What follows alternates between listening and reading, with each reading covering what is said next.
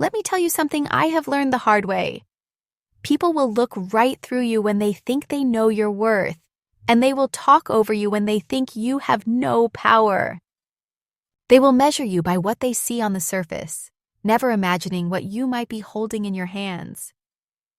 My name is Clara Weston. I am 39 years old. I was born and raised in Burlington, Vermont, in a family that believed hard work was the one thing no one could take from you. For the past 17 years, I have worked at BrightForge Innovations, a mid-sized technology company known for building custom hardware components for industries most people never think about. To most of my colleagues, I am just the quiet, dependable head of product compliance, the woman who makes sure our legal obligations are met, our documentation is precise, and our deadlines are met without incurring government fines. I have been called the glue that holds our systems together, but never in a way that anyone thought mattered beyond a polite thank you. What they do not know is that 10 years ago, this company was about 30 days away from closing its doors forever. The recession had gutted our biggest contracts. The banks had stopped returning our calls, and suppliers were threatening to cut us off unless we paid invoices that had been sitting for months. I remember walking into the office back then and seeing grown men sitting in their cubicles with their heads in their hands, knowing their mortgages and kids' college tuition were hanging in the balance. I also remember getting a call from my attorney about my father's life insurance policy. He had passed away the year before, and the settlement had finally cleared. It was more money than I had ever seen in my life. Enough to make choices that would change everything. I could have taken that money and walked away. I could have bought myself a house somewhere quiet and lived without the constant stress of corporate life. But as I watched the panic spread through the office and felt the weight of what would happen if we collapsed, I made a decision. I walked into the CEO's office and told him I wanted to buy in, not as a silent helper, not as a donor, but as an owner. By the time the paperwork was signed, I held 42% of BrightForge Innovations. That stake was enough to keep us alive, pay off the suppliers, and convince the banks to give us breathing room. It was also enough to make me the largest shareholder in the company. Only a handful of people on the board knew the truth. I never announced it. I never changed my job title. I kept coming in every day to my same corner office, kept answering the same emails, kept showing up in the same meetings where people occasionally forgot I was even in the room. That was exactly how I wanted it. I did not want special treatment or a spotlight. I wanted the company to survive without anyone feeling like they owed me something. I wanted the people who had built this place with me to keep their jobs without being tangled in the politics of gratitude. But here is the thing about keeping a secret like that. It gives you an advantage when people underestimate you. And over the years, I learned just how quickly people will dismiss someone they think holds no real power. And I have watched managers make reckless decisions because they assume no one above them was paying attention. I have listened to executives pitch risky ideas without realizing the quiet woman in the corner had the authority to shut them down in a single vote. And I have smiled through it all, knowing that someday, if the wrong person pushed too far, I could remind them exactly who they were dealing with. That day came sooner than I expected. And it came wearing a tailored suit, a perfect smile, and a voice full of charm. I had seen people like him before. Men who thought they were here to save the company from itself. Men who thought experience was a liability instead of an asset. But this one would make a mistake that would cost him more than he could imagine, and he would never see it coming, because in his eyes, I was just another long-serving employee, past my prime, clinging to a job in a world that was moving too fast for me. He thought he was going to erase me from the picture. He had no idea I had been holding the frame all along. Evan Drake arrived in early 2024 like a gust of wind that blows in before a storm. He was 38 years old, tall, sharp-jawed, and dressed like he had stepped straight out of a magazine spread. He came from a well-known competitor, someone the board described as a visionary, with the kind of modern leadership skills that would take BrightForge Innovations into the future. I sat in that first introduction meeting and watched the room practically light up when he spoke. His voice carried the easy charm of someone who had spent years convincing people to follow him without question. The board members leaned forward in their seats, as if every word he said was already a promise kept. He walked with the kind of confidence that comes from believing the past is irrelevant and the present is only as valuable as your next move. Within his first week, he had already started leaving his mark. New memos went out about resetting the culture and eliminating inefficiencies. It sounded harmless at first, almost inspiring, but the undertone was clear to anyone who had seen this before. He wanted to cut people. Not just underperformers or redundant roles, but anyone he considered part of the so-called old guard. I heard him in the hallway one afternoon, laughing with one of the younger department heads about how dead weight was the biggest cost any company carried. I stood behind the copy machine, out of sight, and listened to him talk about pruning the tree so it could grow faster. The problem was, he never asked who had planted that tree or kept it alive through the worst seasons. He moved through the office like he had been there for years, changing layouts, like shuffling teams, and talking about synergy in a way that sounded rehearsed. He had a talent for making people feel like he saw them, even when he was already thinking about how to replace them. Meetings that used to be collaborative became performances where he dictated what was best for everyone. He praised those who agreed with him, ignored those who questioned him, and quietly made notes about anyone who seemed hesitant to fall in line. I could see the pattern forming, the same one I had seen in other companies where flashy leaders came in, made big promises, and left a mess for everyone else to clean up. What struck me most was how little he cared to learn the history of BrightForge. We were not some fresh startup looking for a breakthrough. We were a company that had weathered economic collapses, supplier disputes, and product recalls that could have ruined us. We had survived because people here had fought for every contract and every loyal customer. I had been part of that fight. I had written the compliance protocols that saved us millions in penalties. I had used my own money to keep us alive when no one else believed we could make it. And yet, in his eyes, I was just another name on the payroll, part of the backdrop of a story he was eager to rewrite. I watched the way the younger staff responded to him. They were drawn in by his energy, his ability to make even the most mundane announcements sound exciting.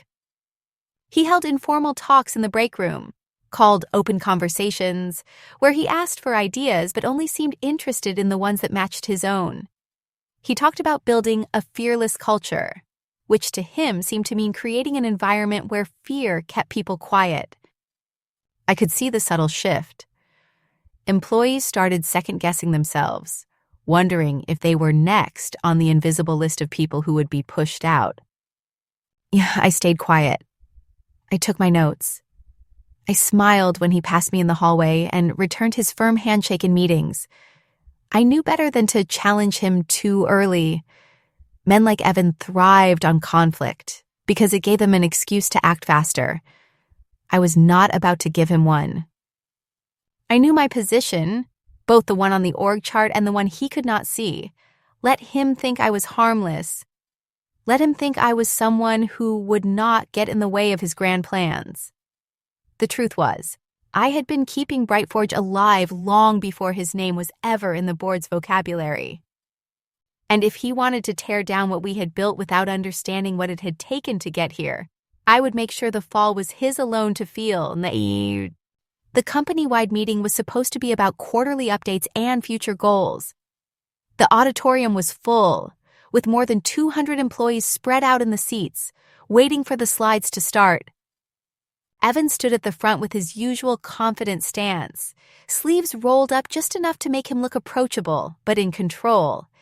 He spoke with his polished rhythm, moving from one point to the next, like he was narrating a success story already written in his favor. Then, without warning, his eyes landed on me in the second row. He smiled in that half-playful, half-calculated way of his and said, "Some of us have been here since the Stone Age." We love the dedication, but we need fresh energy. The room filled with uneasy laughter, the kind that bubbles up when people are not sure if they should laugh or look away. I sat still, my face calm, my hands resting on my lap, but inside, something sharp had shifted. The comment was not just a joke. It was a message, and it was not subtle. In that moment, he turned my years of loyalty, hard work, and sacrifice into a punchline for his own performance. I could feel the eyes of newer employees on me, curious to see how I would react. I gave them nothing. No defense, no visible offense, just a steady gaze back at the man who thought he could reduce my legacy to a throwaway line. I had learned long ago that the loudest reaction in a room like that is often silence, and I let mine speak for me. Evan, of course, moved on as if nothing had happened, smiling and gesturing at the next slide like he had just told the most harmless joke in the world. Later that afternoon, he stopped by my office. He leaned against the doorway with a grin, as if we were sharing some private camaraderie. "You are good at what you do, Clara," he said, his tone warm enough to disguise the edge in his words. "But every department head is replaceable." It was said so casually, so matter-of-fact, that it might have sounded like simple business truth to anyone else, but I heard the intention behind it. This was not a statement about roles or structure. It was about me. He was telling me that my years here meant nothing in his version of the company. He was telling me that he saw me as temporary. I just smiled, not the kind of smile that invites more conversation, but the kind that ends it. He did not know what I knew. He did not know that the woman he was so eager to sideline held a stake in this company that could outweigh his entire career here. He did not know that the decisions he thought he could make without my input could be stopped in their tracks with a single vote from me, and I was not about to enlighten him. Not yet.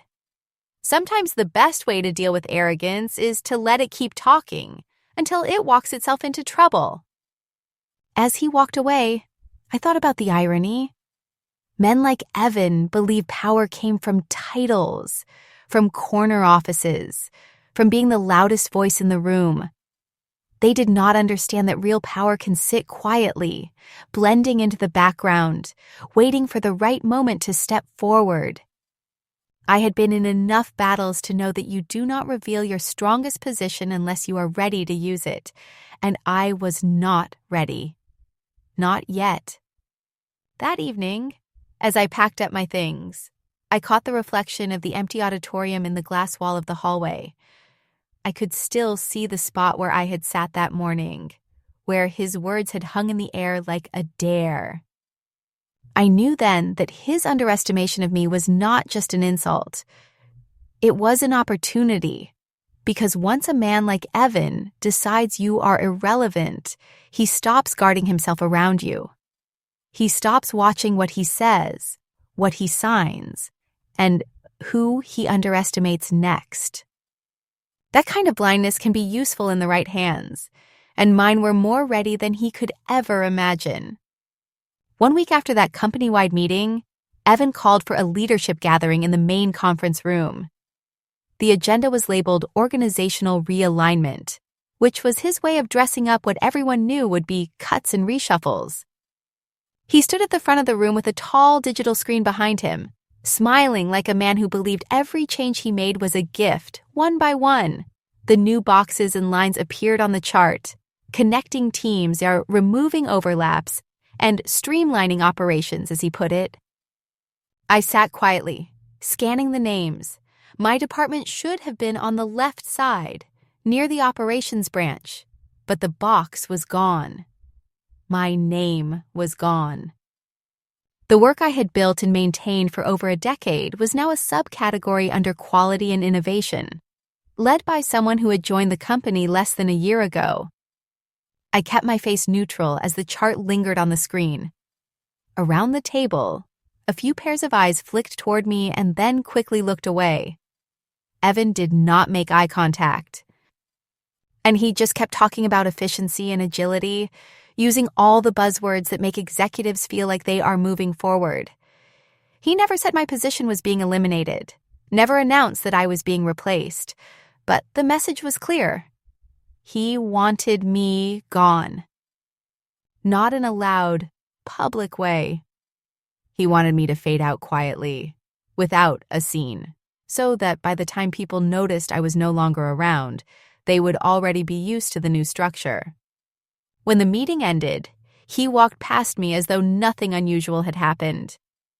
"Looking forward to seeing how you transition into the new model," he said in a smooth, cheerful tone, as if I should be thanking him for the opportunity.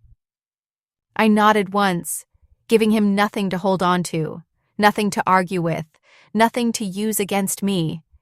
He believed he had made the move and that I had accepted it without resistance. That belief was going to be his mistake. Later that day, I sat alone in my office and looked at the framed compliance certifications on the wall, the ones I had fought to secure for this company year after year. Every one of them represented hours of work, careful negotiation, and decisions that kept BrightForge from legal disaster. I thought about the audits we had passed, the recalls we had prevented, the millions we had saved in penalties because I had been in the room when it mattered. And now, all of that had been swept under a new title given to someone who could not possibly understand the weight of what they had just inherited. What struck me most was not the insult of being pushed aside. It was the arrogance of assuming I would simply step away quietly. He did not know that I had been here before him, before half the board, before most of the executives whose signatures appeared on company letters. He did not know that I could call a special board meeting with one email and change the conversation entirely. He thought this was his company to shape as he pleased. He had no idea it was mine to protect. I decided in that moment not to fight him openly, not yet. I wanted him comfortable in his assumption that I had been neutralized, because people who think they have already won stop watching their own back. They stop noticing who is in the room when sensitive conversations happen. They stop hiding their intentions, and in that carelessness, they give you everything you need to turn the tables. I had learned that lesson long before Evan ever arrived, and now he was giving me the perfect chance to use it again. As I turned off the lights in my office that evening, I caught my reflection in the window. To anyone else, I probably looked like a woman whose career was being dismantled piece by piece. But behind that calm expression, there was a different truth. I was not leaving. I was not surrendering my place in the company I had saved with my own money and my own resolve. I was simply waiting for the right moment to remind everyone, including Evan, that you cannot erase someone who built the foundation you are standing on. Evan called me into his glass-walled office on a Tuesday morning. The sun was pouring in behind him, making the room bright but cold, like a spotlight without warmth. He was sitting in his designer chair, the kind with a leather finish and a chrome base that looked more like something out of a magazine than an actual workspace. His posture was relaxed, almost theatrical, as if he had been rehearsing this conversation. He gestured for me to sit down, and when I did, he folded his hands together like a man about to deliver news that he had already decided was final. "This is not personal, Clara," he began, in that slow, measured tone people use when they want you to believe they are being reasonable. "We are just moving in a different direction." I kept my expression neutral, my eyes steady on his. I knew this was the speech he had probably used before in other places, on other people, and that he believed it would work just as well on me. He thought his authority in this role gave him the final word. He had no idea he was speaking to someone whose influence in this company stretched far beyond his job description. I let a pause settle between us before I spoke. "Are you sure you know the direction you're moving in, Evan?" My tone was calm, almost curious, as if I were giving him the chance to hear himself. For a split second, I thought I saw something flicker in his eyes, a brief flash of recognition that maybe I was not as easy to handle as he assumed. But then it was gone, replaced by the smirk he wore like armor. He leaned back further in his chair, spinning it slightly to the side as though he had already won whatever battle he thought we were having. "I know exactly where we are headed," he said, with the confidence of someone who believed his plan was flawless. "And I think you will be happier in a role that plays to your strengths without holding the company back." The words were sharp under the sugar coating. This was not about playing to my strengths. This was about removing me from the path he had drawn for himself. He wanted control, and in his mind, the only way to have it was to clear the ground of anything he saw as an obstacle. I nodded slowly, letting him believe I was considering his words. In reality, I was studying him. How he sat, how he avoided eye contact when he spoke about the company's future, how certain he seemed that I would step aside without question. Men like Evan thrived on assumption. They assumed age meant complacency. They assumed silence meant weakness. They assumed a lack of reaction meant surrender. What he did not understand was that every assumption he made about me was building the case I would eventually use against him. As he talked about streamlined operations and forward momentum, I let my mind drift to the last time someone had underestimated me like this. That person no longer held a position in any company worth mentioning. And not because I had openly fought them, but because they had walked themselves into their own downfall, while I simply stood by and documented the path. The truth is, when someone thinks you are already defeated, they show you every move they plan to make. And that information is more valuable than any public fight. When he finally wrapped up his monologue, he leaned forward, resting his elbows on the desk. "I know change is difficult," he said, with that polished tone that was meant to sound compassionate. I almost smiled then, not because of anything he said, but because I realized how blind he truly was to the ground he was standing on. Change was not difficult for me. I had lived through more of it than he could imagine. And unlike him, I knew how to survive it without losing my footing. I stood up, thanked him for the conversation, and walked out without looking back. From the corner of my eye, I could see his reflection in the glass wall, leaning back in satisfaction, convinced that he had done what he came to do. That was fine with me. Let him keep thinking that. Because the truth was, he had just confirmed something I already suspected. He had no idea who he was really dealing with, and when the time came, that ignorance was going to cost him far more than he could afford. 2 days later, I walked into the quarterly board meeting with my notes neatly stacked in a leather folder. The boardroom was bright with morning light, its long table polished to a shine, the kind of place where power is not just discussed but quietly displayed. The chairs were filled with people in tailored suits, each of them glancing at their tablets or whispering to the person beside them. Evan was already at the head of the table, standing with his sleeves rolled up, exuding the same confident energy he had been using to sell his vision since the day he arrived. He greeted a few board members with firm handshakes, his smile wide and rehearsed. When I sat down near the middle, his eyes flickered toward me for the briefest moment before he turned back to his presentation. He started with the company's quarterly performance, using charts and numbers to paint a picture of steady growth.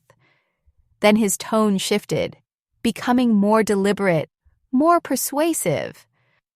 "To maintain this upward trajectory," he said, pacing slowly behind the chairs, "we need to adapt.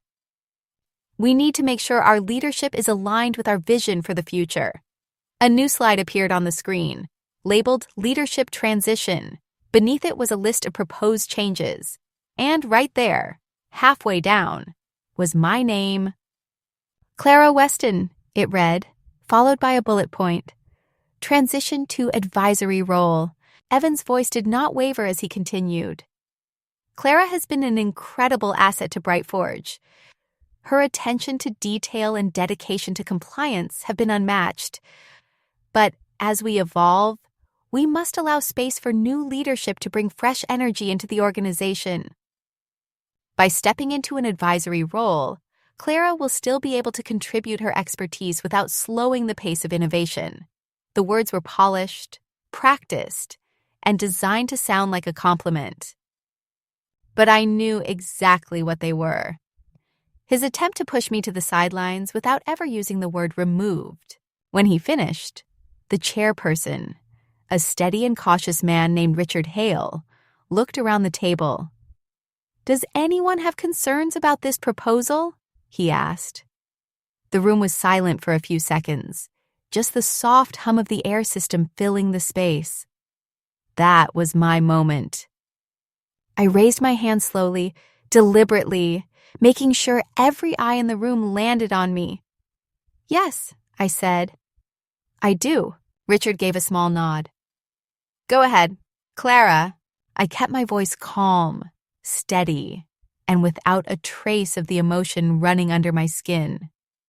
"As BrightForge's largest shareholder," I began, "I do have concerns about this transition plan."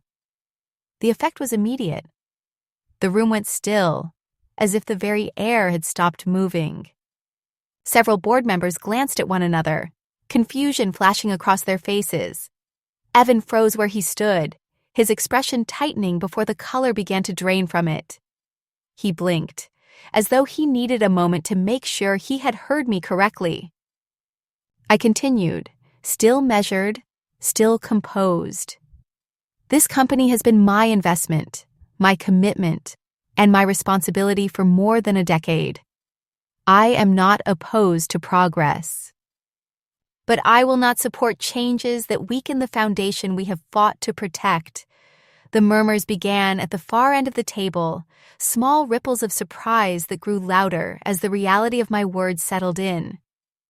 Evan's smirk was gone.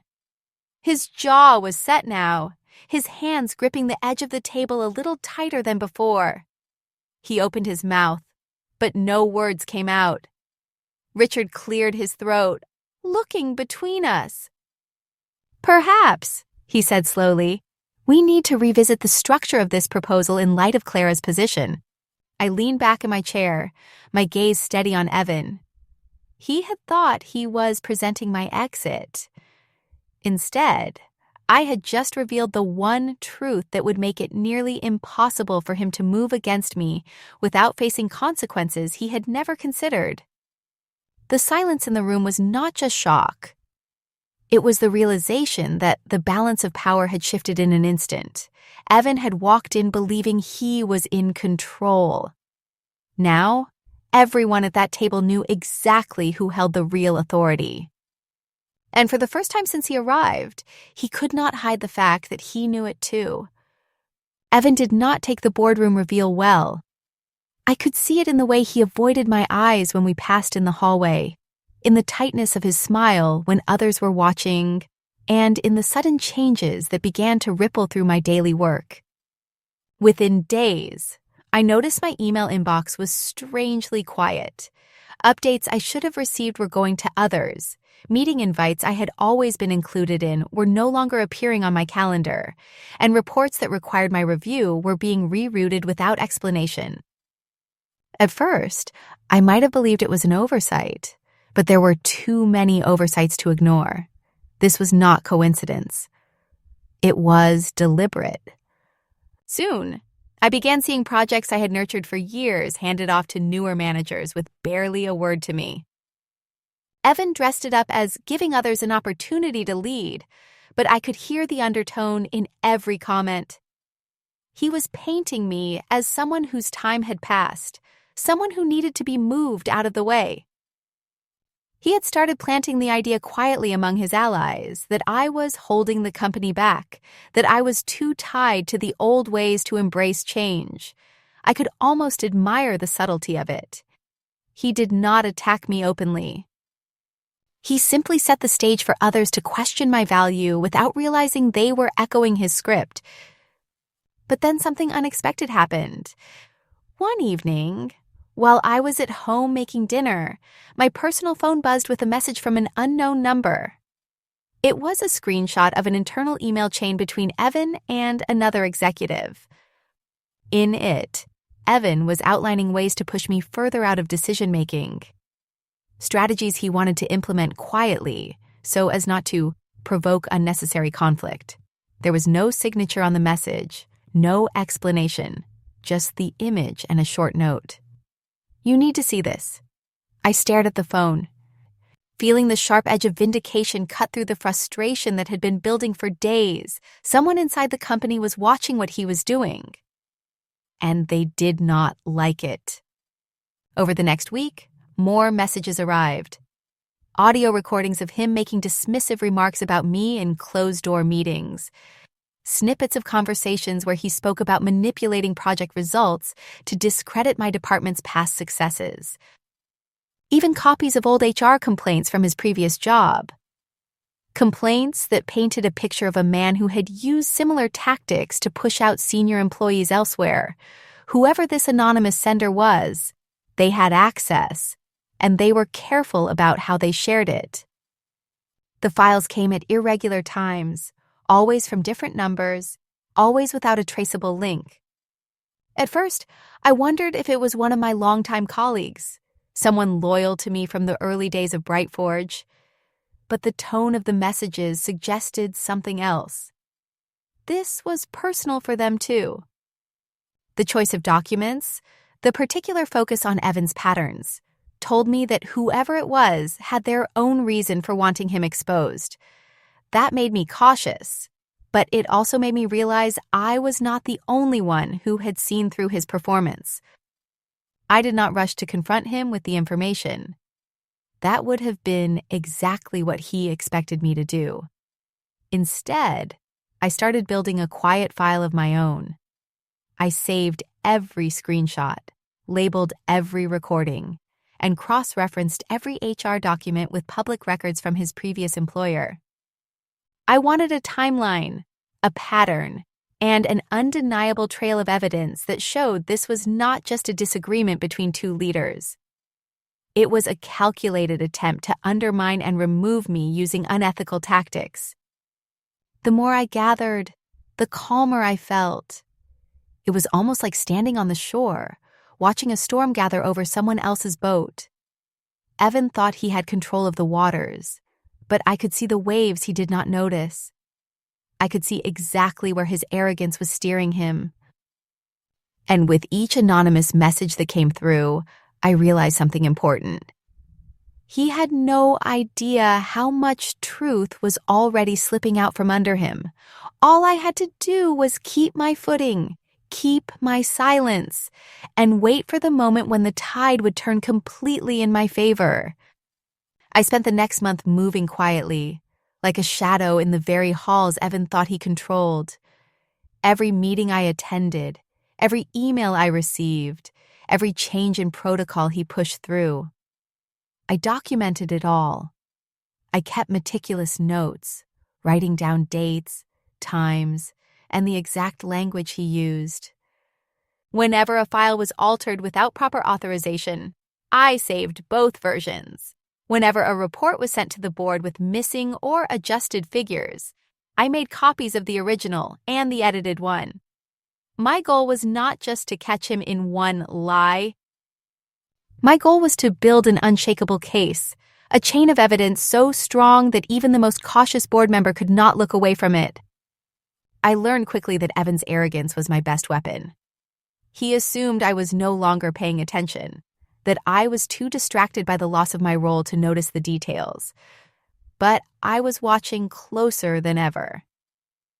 I listened in conference calls where he subtly rewrote history, taking credit for decisions that had been mine, or worse, twisting them to sound like mistakes. I filed every one of those moments away. I printed out meeting agendas that had been altered after the fact to remove my contributions. I noted the times he excluded me from discussions about compliance, knowing full well that those decisions could put the company at risk if handled incorrectly. The anonymous messages kept coming, feeding me information I could not have gotten on my own. Whoever my silent ally was, they understood exactly what I needed. Internal memos that contradicted public statements. Draft presentations with notes about limiting Clara's influence. Even casual chat logs between him and certain managers, where he encouraged them to think about life after the old guard is gone. Each new piece fit perfectly into the growing puzzle. Then, one night near the end of the month, I was sitting at my desk long after everyone had gone home. The building was quiet. The only sound the hum of the heating system and the occasional creak of the old pipes.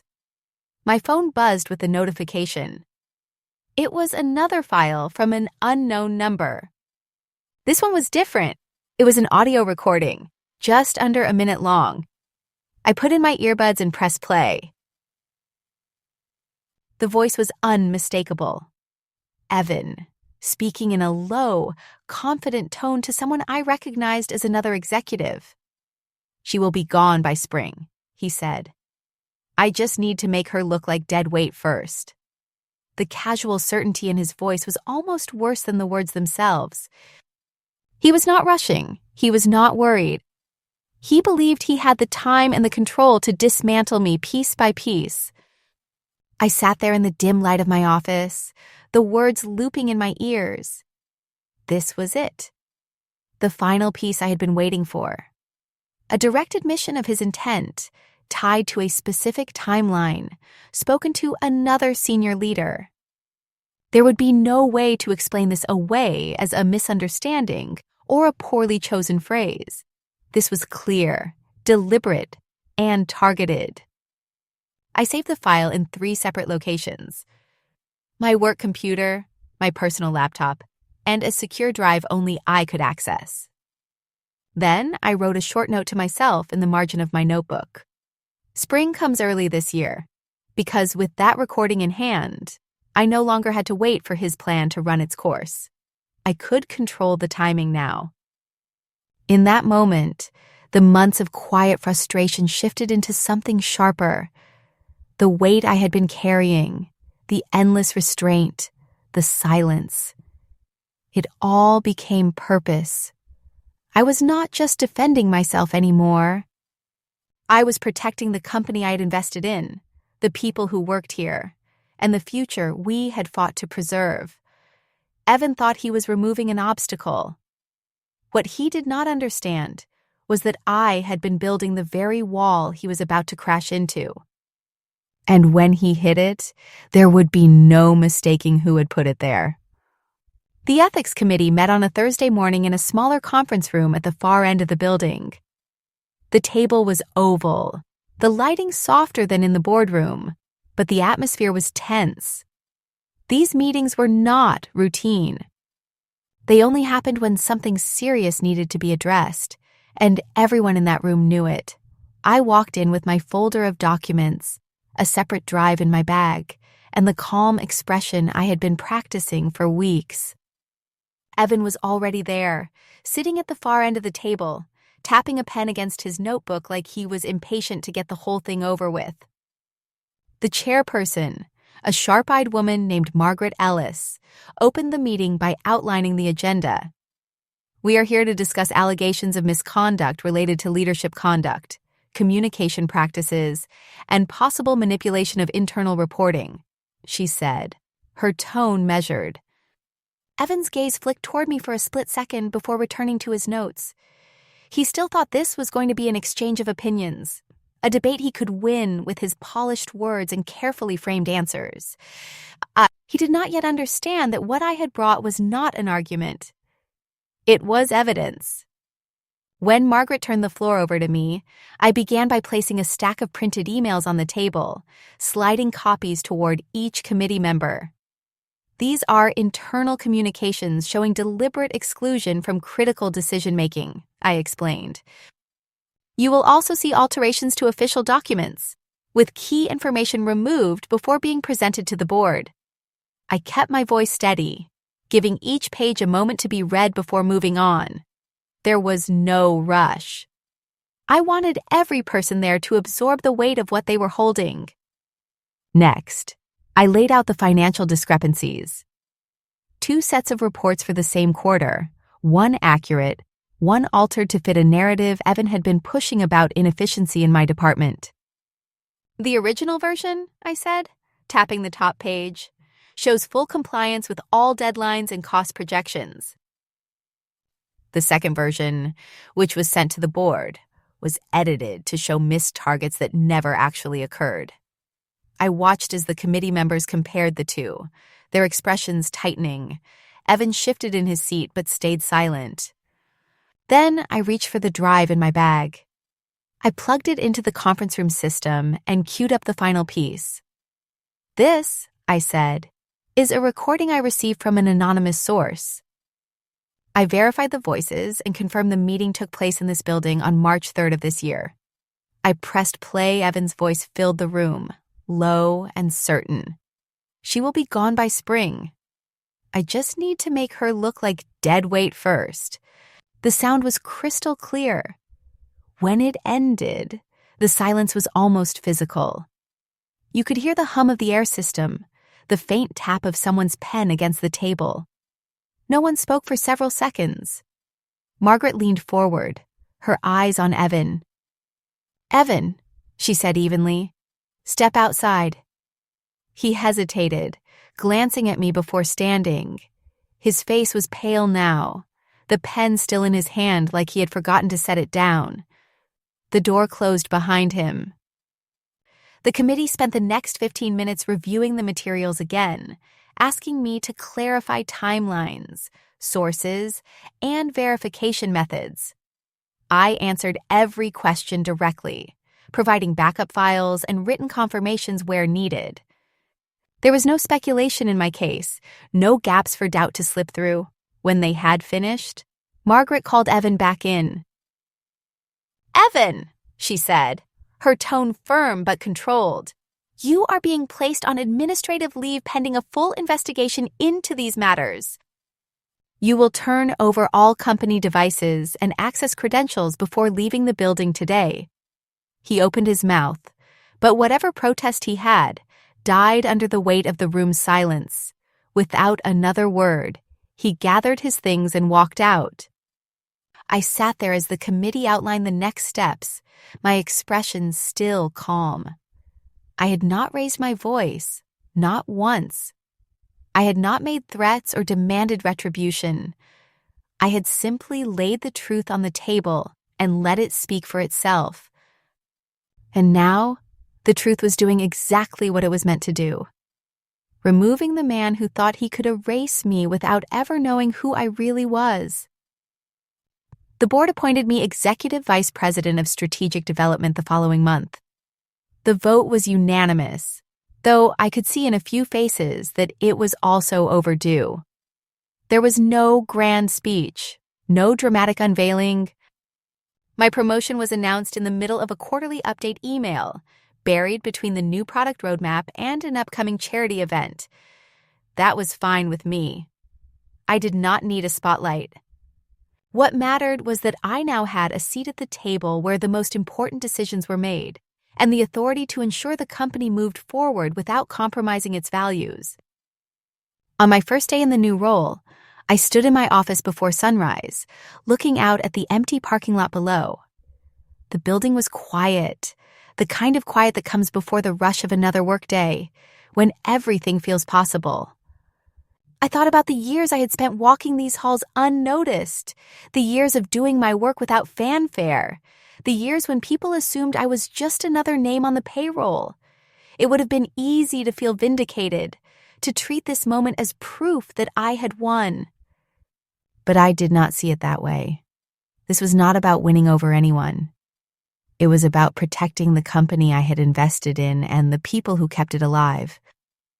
I made a promise to myself that morning, never to let anyone in leadership forget that this company runs on the efforts of people whose names are not always in the headlines or printed on plaques. The engineers who fix problems before anyone else knows they exist.